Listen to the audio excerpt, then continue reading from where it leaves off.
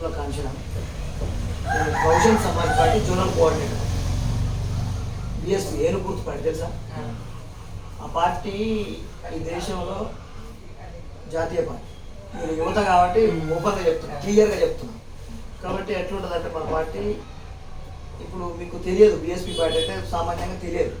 ఏనుగు గుర్తు పార్టీ, పువ్వు గుర్తు పార్టీ, హస్తం గుర్తు పార్టీ, జాతీయ పార్టీ ఢిల్లీ నుంచి గల్లీ వరకు ఉండేది.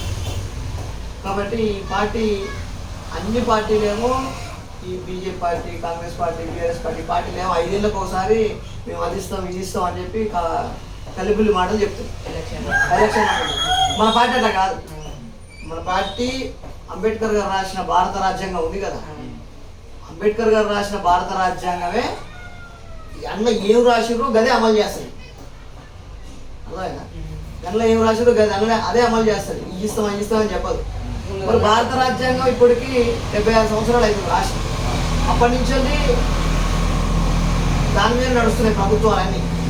నిన్నమన్న రాహుల్ గాంధీ కూడా భారత రాజ్యాంగం పట్టుకోవడం తిరుగుతుంది. అవునా కాదు? చూసిరుగా మీరు, రాహుల్ గాంధీ తెలుసుగా, ఆయన ఇది పట్టుకొని తిరుగుతుంది.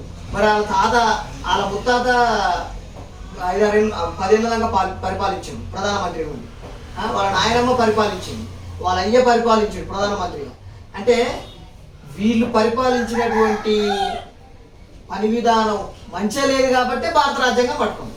అవునా కదా? అంతే కదా? అదే మంచి వాళ్ళు పరిపాలించిన రాజ్యం మంచిగా ఉంటే వాళ్ళనే మీకు చూపించేటోడు కదా.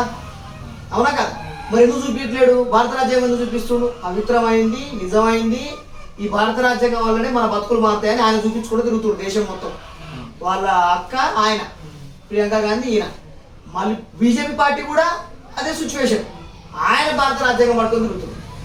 అంటే దీని మూలం ఏడుంది?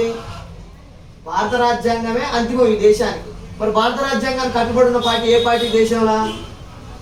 బహుజన్ సమాజ్ పార్టీ. బహుజన్ సమాజ్ పార్టీ ఏనుగు గుర్తు పార్టీ. త్వరలో బీజేపీ పార్టీ ఏం చేస్తుందంటే, ఇప్పుడు బీజేపీ పార్టీ ఢిల్లీలో ఉంది.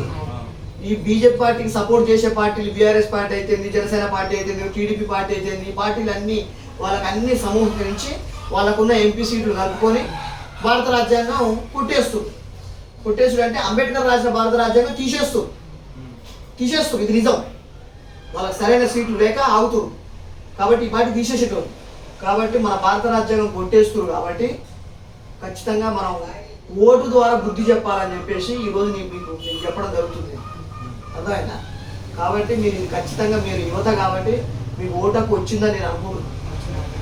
కాబట్టి మీరు ఓటు వేసేటప్పుడు ఆలోచించి, మీరు ఏను గుర్తు పార్టీ కూడా ఏమని చెప్పట్లేదు, నిజమైంది ఏందో మీరు యూట్యూబ్లలో కొట్టుకోవచ్చు. అర్థమైనా? మీకు ఎట్లయినా తెలుస్తుంది నిజమైందనేది. వాళ్ళు ఆల్కహాల్ తాపుతారు, డబ్బులు ఇస్తారు, అబద్ధపు ప్రచారాలు చేస్తారు, అన్ని రకాల హంగులు పొంగులు చూపిస్తారు. దీనికి మొత్తానికి దేనికి కూడా మీరు వ్యసనపరులు కాకుండా మీరు లోతైనటువంటి ఆలోచన చేసి, చిన్న వయసు, చిన్న మైండ్, చిన్న ఆలోచనలు కాబట్టి మీరు బలమైనటువంటి ఆలోచనలు చేసి, మరి ఎటువైపు అయితే నా పిల్లలకు, మా భవిష్యత్తుకు ఎటువైపు అయితే మాకు దారులు ఉంటాయి, ఏ దానికి ఓటు వేస్తే. ఎందుకంటే ఎక్కడ పోయినా ఓటు ద్వారానే బుద్ధి చెప్పాల్సింది మనం. ఈరోజు ఎవరైతే జడ్పీసీగా ఉన్నటువంటి వ్యక్తులు, మాజీ జడ్పీసీ అయితే, ఉన్న జడ్పీసీ ఎవరైతే ఏం చేసారు వాళ్ళంతా, వాళ్ళ స్థానం ఏంది, వాళ్ళు ఏం పెట్టి గెలిచిరు, ఏం మాటలు చెప్పి గెలిచిరు అందరికీ తెలిసిన విషయం. కాబట్టి ఈరోజు వాళ్ళు కరోడపతులయ్యారు, సైకిల్ పోయినాయి, బండ్లు పోయినాయి, కార్లు వచ్చినాయి. కాబట్టి నేను ఏమంటానంటే అంతిమంగా భవిష్యత్తు తరాల గురించి ఆలోచించి ఓటు వేయాలని చెప్పేసి రిక్వెస్ట్ చేసుకుంటున్నాను. మీరు మీ ఇద్దరికే చెప్తున్నాను. రేపు మీరు 200 మందికి మీరు చెప్పాలి, అరే ఓటు చూసేసుకోవాలరా. అదొక్కటే. అంబేద్కర్ గారు 3 కొడుకులను ఒక బిడ్డను చంపుకొని మరి రాసిచ్చిపోయాడు ఆ ఓటు హక్కు అన్ని వర్గాలకు, బీసీ, ఎస్సీ, ఎస్టీ, మైనార్టీ. కాబట్టి అన్ని వర్గాలు, ఓసీలకు కూడా. కానీ ఈరోజు ఏం చేస్తుంది, ఆ ఓటు హక్కు ద్వారా భారతీయ జనతా పార్టీ ఆ ఓటు హక్కు ద్వారా పొంది మీలాంటి యువతకు మభ్య చెప్పి, మీలాంటి యువత కలిబుల్లి మాటలు చెప్పి, కత్తులు చేతులకు ఇచ్చి హిందూ ధర్మాన్ని రక్షించాలి, ధర్మం రక్షితగా అని చెప్పేసి, ధర్మం ఎవరు పాటించారు? నాలో ఒక దేవుడు ఉంటాడు, నీలో ఒక దేవుడు ఉంటాడు, నీలో ఒక దేవుడు ఉంటాడు. దేవుడిని పెట్టుకొని ఓట్లు వేయించుకుంటారు. ఎవడన్నా వచ్చిన నోడు సౌట దద్దమ్మ పనికి మాలినోడు అయితే ఓటు వేయించుకోడు. దేవుడిని చూపించి, దేవుడు అనేటోడు పవిత్రం, ఎవరి మనసు వాడు. కాబట్టి ఇలాంటి కలిబుల్లి మాటలు నమ్మకుండా, ఓటు అనేది ఒక వజ్రాయుధం. కాబట్టి మన మనసులు కానీ, మన దేహం కానీ, మన కుటుంబాన్ని